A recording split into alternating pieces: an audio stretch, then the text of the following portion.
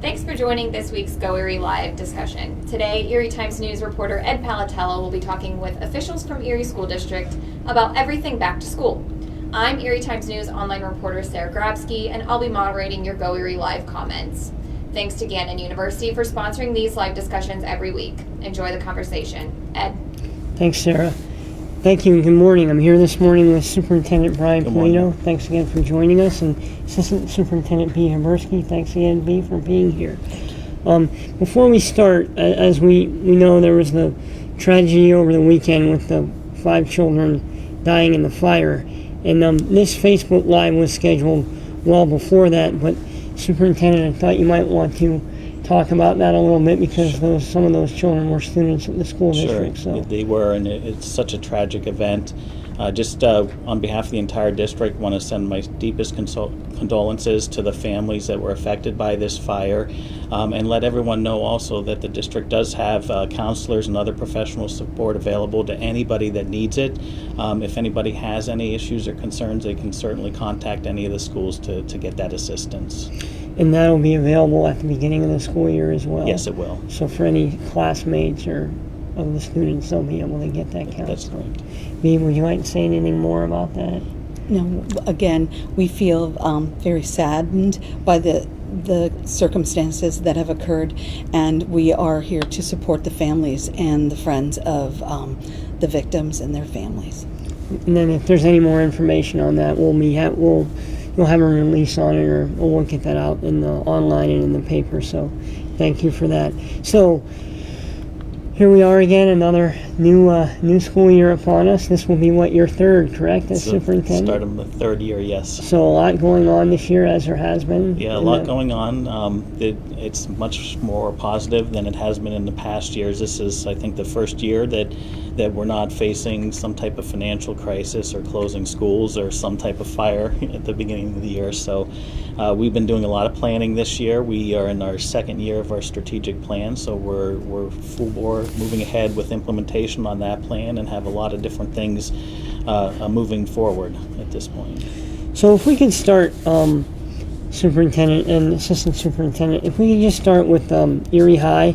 We had the story over the weekend in the Erie Times News about you have a new principal there and some new programs happening. Of course, that's your largest school. It is. So if you could just talk a little bit about maybe the new principal, and then B, if you can talk about some of the pathways that are going on there. So if you want to start. Sure. We have a new team there led by Donnie Orlando. He's a long-term principal here in the district. He spent 12 years at Wilson, recently transitioned into the coordinator of alternative programming for a short time, and is now taking the helm of our biggest school, Erie High. He also is bringing with him a pretty new team at Erie High as far as the administrative group is, and they have a lot of great ideas. I see a lot of good things coming out of that school this year. They're very forward thinking.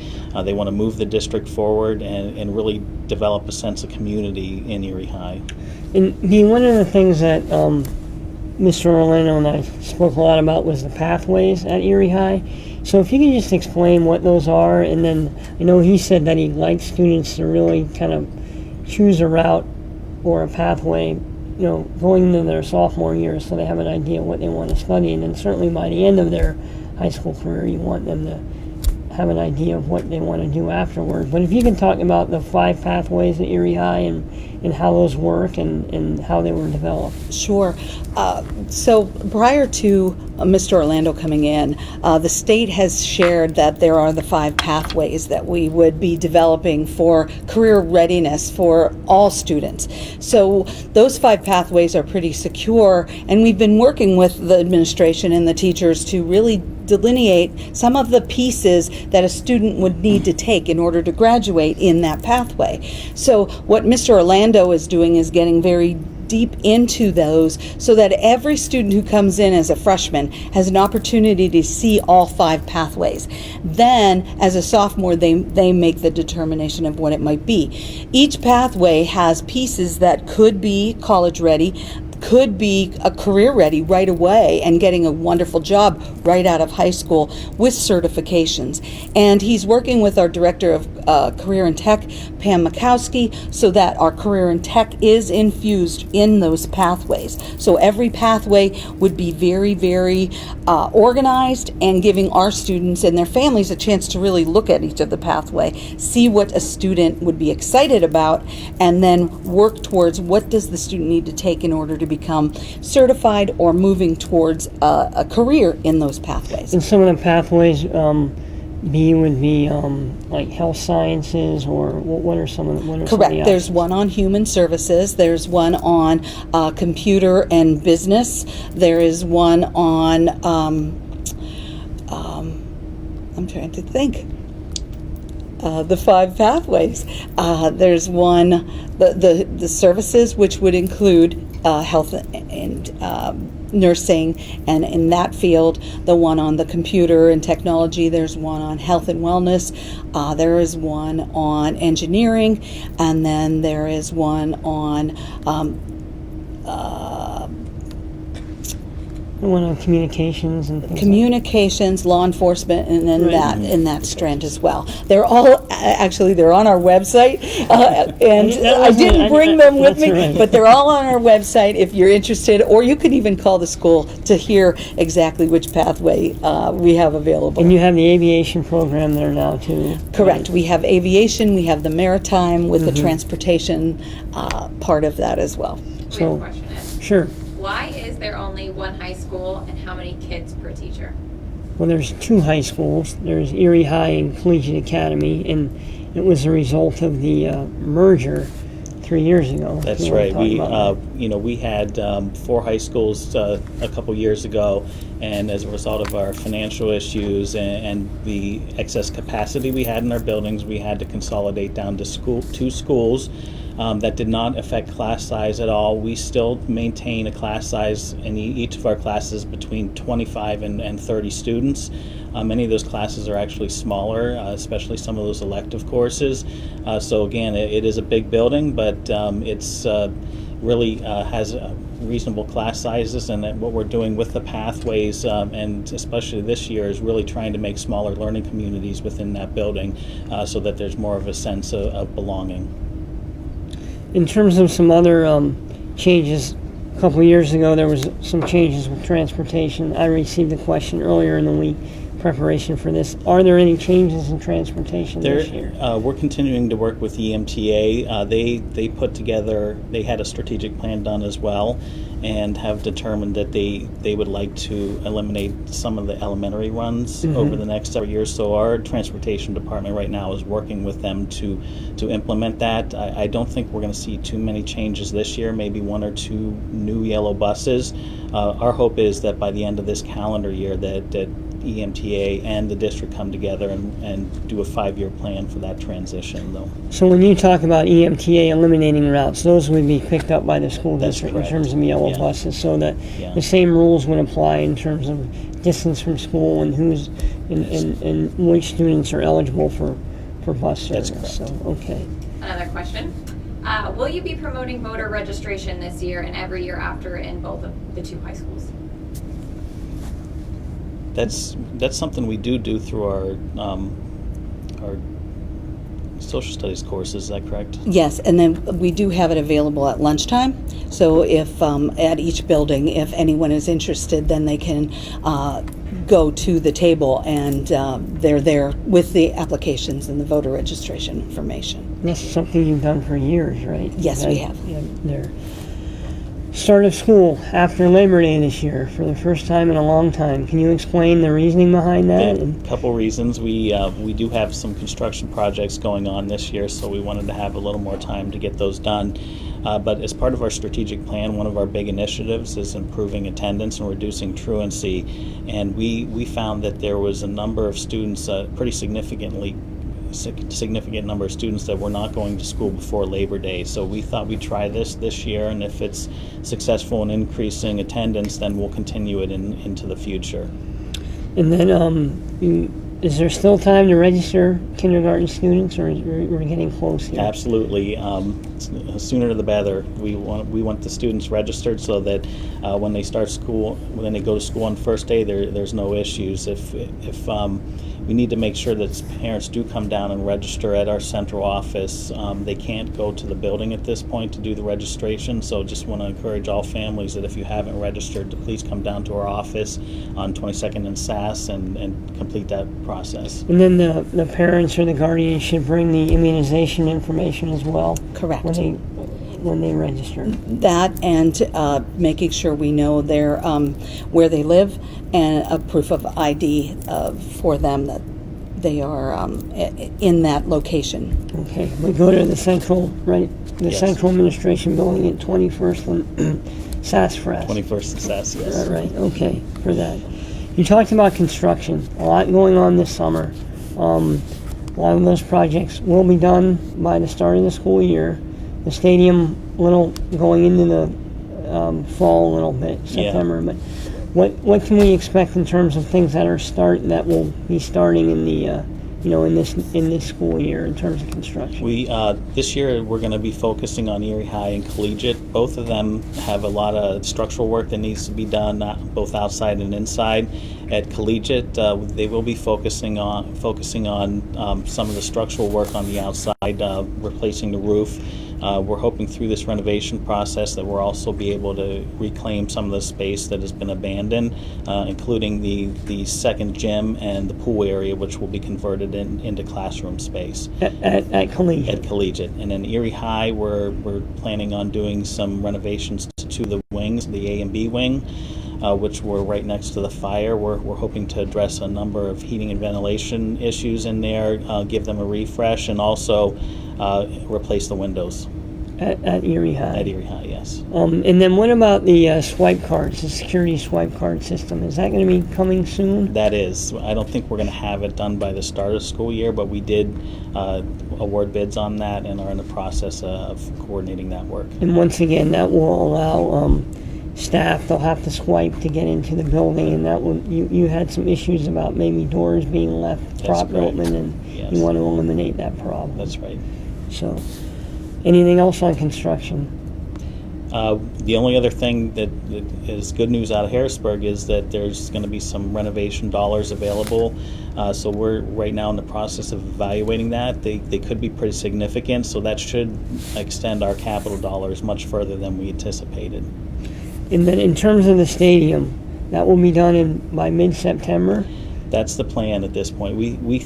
We don't think that there's going to be any disruptions past that. And then the turf's supposed to arrive this week, I believe. August 15th is when it's 15th, going and to they'll be start installed. rolling it out, Yes. and it'll have those logos on it, Yes, all it set, will. and be ready to go. And then That's correct. the stadium's been painted already, Right. and they're doing some other work there. Yeah, I'm real excited. It looks great in there. They took care of all the issues with the concrete, fresh coat of paint. If anybody's driven by, it's a lot brighter than it used to be. And again, we're all excited about the new logo and look of the turf. Assistant Superintendent, let's talk a little bit about the curriculum, because you have new curriculum for math and English and language arts. Correct. Can you explain, if you can talk about math first? Sure. So both in math and in ELA, we have for pre-K through 5 a brand new curriculum. And for the math, it is looking at the really getting hands-on, rigor, making students understand what they're doing, not just the algorithm, but really understanding the math concepts that we need to have our students understand. For the language arts, the language arts piece also infuses knowledge base, which is science and social studies, so the students get pretty excited about it, as well as the regular basic skills that they need for learning how to read. So that's one of our biggest things in our elementary schools. In our middle school, they're continually working on our math. We will be hopefully next year getting a new math series, and they're reviewing the English as well there, so we can see how we can continue the work that their elementary is doing. All of our pathways that we've talked about earlier we have the electives still happening in our classrooms, we have in our buildings for our middle school, and then all of the work that we're planning to do in the high school to continue giving students and an opportunity to do what they are passionate about and become good citizens and have a career when they leave Erie Public Schools. It's been quite some time since you've had new curriculum for elementary school. Yes, it has. 16 years for our literacy, and it's been about 8 years for the math. And we've worked out with our staff what professional development our teachers will have, and infused it right into the full school year. So they are going to be trained the first week while the teachers are back in some of the math. They've already been trained in literacy, and then a month or two into the school year, we're going to have the continued work where we sit down, talk about how it's going, what else might they need, do they need extended professional development, and that will happen all year long this coming year. And this curriculum is part of the strategic plan. You can talk about that a little bit, Superintendent, in terms of how all this fits into what you've been working on. Yeah, this is again a really helping align what we're teaching with the state standards, and really utilizing data to drive our decision-making process. In addition to the new curriculum, we've also instituted building level plans where the building and their leadership teams actually design plans that are aligned with the strategic plan. We have non-negotiables that they have to do goals for academics and behavior, and this year we're also adding for community service. So all our students will be engaged in some type of community service this year. And then throughout the year with the curriculum, we have a number of different assessments that we give, and we analyze that on a quarterly basis as a group and individually at the building level. So we continue to monitor and adapt what we're doing as we move through the year. Question from Facebook. Is there any plan to remodel the Fred Bolitnikoff sign in front of the high school? It should say Erie High or Royal. Actually, we have been discussing that over the last week. We have a couple proposals on the table right now, so I would expect families to see something really soon on that. Also, a big change going into the new school year is the Eagle's Nest program that Bishop Brock worked on with you. Can you talk about that a little bit and how that's going? And that's driven out of the strategic plan as well, and something that we've actually been talking with Bishop Brock about for a number of years. But this, again, just provides students with alternative pathways to success. And that's really what we're trying to do, is instead of forcing our students to adapt to our system, we're trying to adapt our system to ensure that all students have a pathway to graduation. And how many students, is it 72? Is that the max? 72 is the max. And how's the enrollment gone for that? I think we're in the mid-40s at this point. I think we still have about 30 slots left to go. So if parents are interested in that, you can talk to the school district about that as well. All that information is on our website as well. Okay. And then there's also been a lot going on with the charter schools. So you have the Erie Rise renewal, and then that, of course, that happened last week. And so the board they must wait 30 days from Wednesday's hearing to make a decision, but it could take longer than that. It could. The hearing process is over at this point, where we presented our data and Erie Rise presented theirs. At this point now, it's the board is in the process of really reviewing that data, the testimony, as well as the public comment. And through this 30-day period, then we also will continue to accept public comments. So I would encourage anyone that wants to weigh in on that to please come to one of our board meetings and share your thoughts. We certainly heard from a lot of people on that topic, especially last Wednesday. So, and that could be resolved in any number of ways. I mean, the board could renew, the board could vote for non-renewal, or you can reach some kind of agreement as you did before with that. That's correct. And those options are options are all on the table, and that's really what the board is deliberating at this point. Okay.